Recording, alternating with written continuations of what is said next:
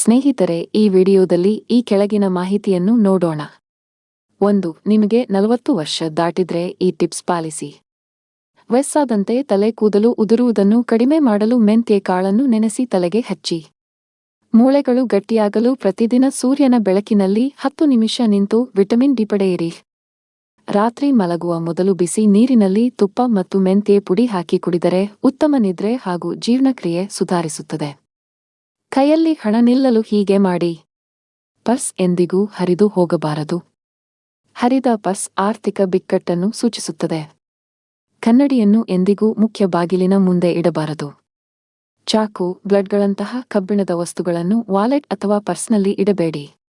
ಮರೆತು ಕೂಡ ಮನೆಯ ಉತ್ತರ ದಿಕ್ಕಿನಲ್ಲಿ ಕಸ ಹಾಕಬಾರದು. ಉತ್ತರ ದಿಕ್ಕನ್ನು ಯಾವಾಗಲೂ ಸ್ವಚ್ಛವಾಗಿ ಇಡಬೇಕು. ಹಳೆ ಬಿಲ್ಲು ಅಥವಾ ಕಾಗದವನ್ನು ಪರ್ಸ್ನಲ್ಲಿ ಇಡಬಾರದು. ಮನೆಯ ಮೂಲೆಯಲ್ಲಿ ಸಮುದ್ರ ಉಪ್ಪನ್ನು ಇಡಿ. ಹೆಂಡತಿ ಮಾಡುವ ಈ ಕೆಲಸದಿಂದ ಗಂಡ ಬೇಗ ಶ್ರೀಮಂತನಾಗ್ತಾನೆ. ಮನೆಯಲ್ಲಿ ತುಳಸಿ ಗಿಡದ ಪಕ್ಕದಲ್ಲಿ ವೀಳ್ಯದೆಲೆ ಗಿಡವನ್ನು ನೆಟ್ಟು 2ಕ್ಕೂ ಪೂಜೆಯನ್ನು ಸಲ್ಲಿಸಬೇಕು. ಮನೆಯ ಖರ್ಚಿನ ದುಡ್ಡಿನಲ್ಲಿ ಸ್ವಲ್ಪ ಉಳಿತಾಯ ಮಾಡಿಟ್ಟುಕೊಳ್ಳಿ. ಪತ್ನಿಯರು ತಪ್ಪದೆ ಮಂಗಳವಾರ, ಶುಕ್ರವಾರ ತುಪ್ಪದ ದೀಪವನ್ನು ಹಚ್ಚಿ. ಮುಖದಲ್ಲಿ ಯಾವಾಗಲೂ ಮಂದಹಾಸದ ನಗು ಇರಲಿ. ಯಾವ ಪಾಪ ಮಾಡಿದರೆ ಯಾವ ಶಿಕ್ಷೆ? ಹೆತ್ತ ತಂದೆ ತಾಯಿಗೆ ಬೆಲೆ ಕೊಡದ ಮಕ್ಕಳಿಗೆ ಮುಂದಿನ ಜನ್ಮದಲ್ಲಿ ಮಕ್ಕಳ ಭಾಗ್ಯವೇ ದೊರಕುವುದಿಲ್ಲ.